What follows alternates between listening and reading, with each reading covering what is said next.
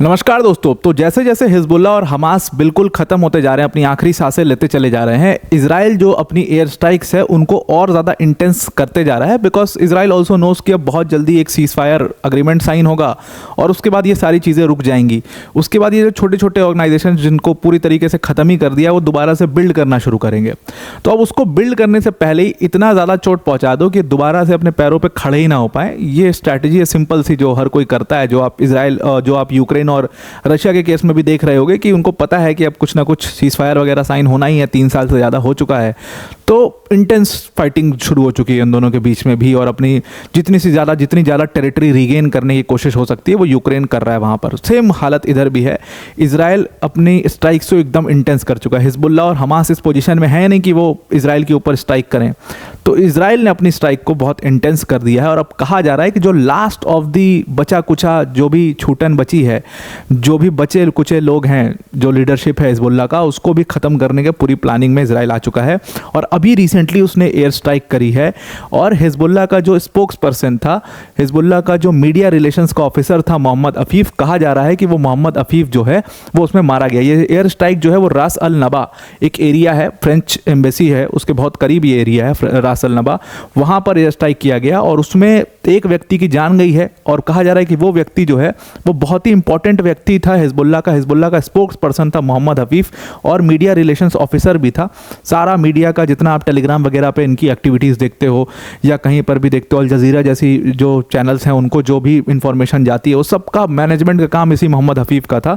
तो ये उसमें मारा गया और 2 लोग उसमें घायल हुए हैं। हालांकि अभी कोई कंफर्मेशन नहीं है कि जो व्यक्ति मारा गया है उस एयर स्ट्राइक में वो मोहम्मद अफीफ ही है, लेकिन जितने ऑफिशियल से बात करी, जैसे इसके ऊपर हिजबुल्लाह के जो ऑफिशियल्स थे वो बिल्कुल चुप थे। इस पे लेबनीज मिनिस्ट्री से बात करने की कोशिश की, वो चुप थे।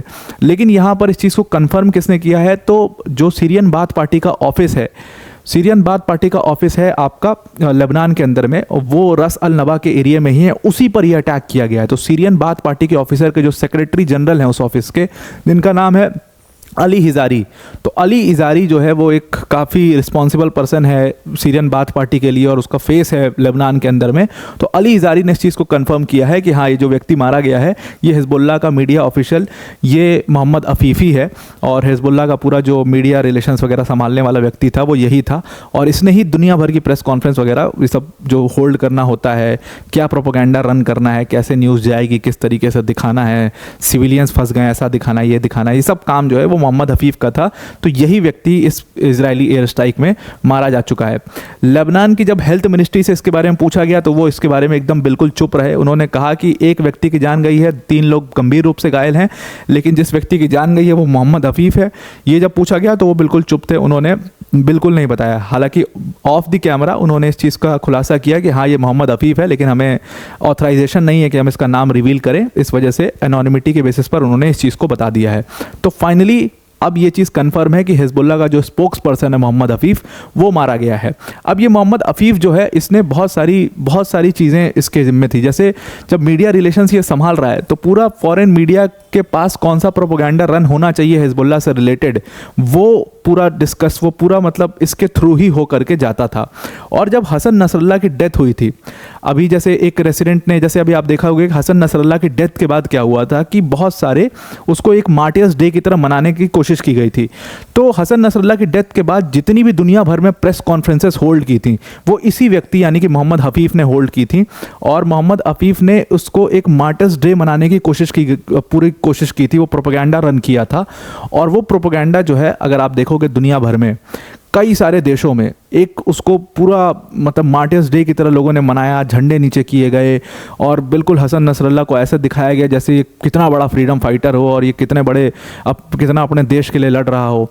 अब हिजबुल्लाह की सच्चाई देखनी है तो जाओ, दुनिया भर की डॉक्यूमेंट्री पड़ी है। और ऐसा भी नहीं किसी ने प्रोपोगेंडा रन करके वो डॉक्यूमेंट्री बनाई हुई।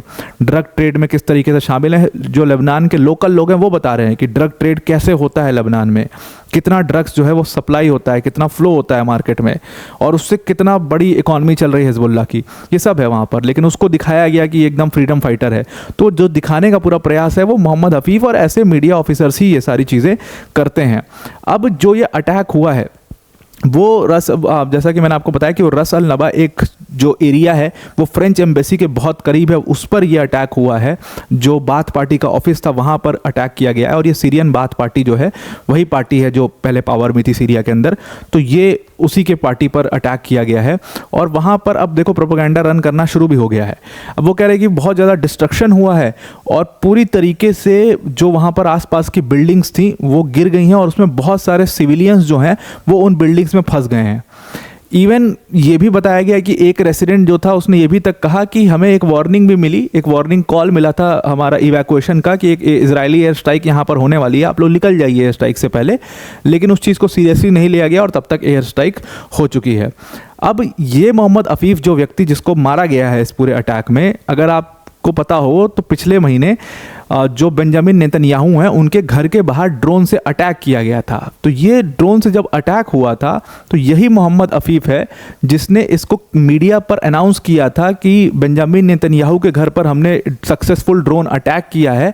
हालांकि बेंजामिन नेतन्याहू उस समय अपने रेसिडेंस पर मौजूद नहीं थे, उनकी फैमिली भी मौजूद नहीं थी, लेकिन इसने पूरा उसकी पिक्स वगैरह सारी चीज़ें इसी व्यक्ति ने, मोहम्मद अफीफ ने वायरल की थी।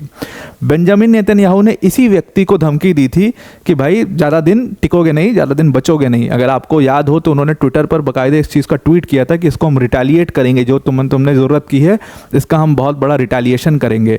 यही मोहम्मद अफीफ व्यक्ति था जिसने एक प्रेस कॉन्फ्रेंस होल्ड की थी उस अटैक के बाद और कहा कि अब बेंजामिन नेतन्याहू डर चुके हैं, वो कहीं जाके छिप गए हैं और ये है वो है, इसने तमाम बातें बोली थी।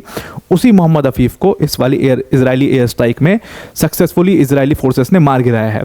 अब इजरायली फोर्सेस से जब इस चीज़ के ऊपर बात करी कि मोहम्मद अफीफ मारे जाने वाला व्यक्ति है, तो उन्होंने इस चीज़ को कंफर्म नहीं किया। उन्होंने कहा कि हाँ एक व्यक्ति तो मारा गया है, लेकिन वो मोहम्मद अफीफ है इसके लिए हम बहुत श्योर नहीं है, अभी एक बार वो चीज़ कंफर्मेशन हो जाए।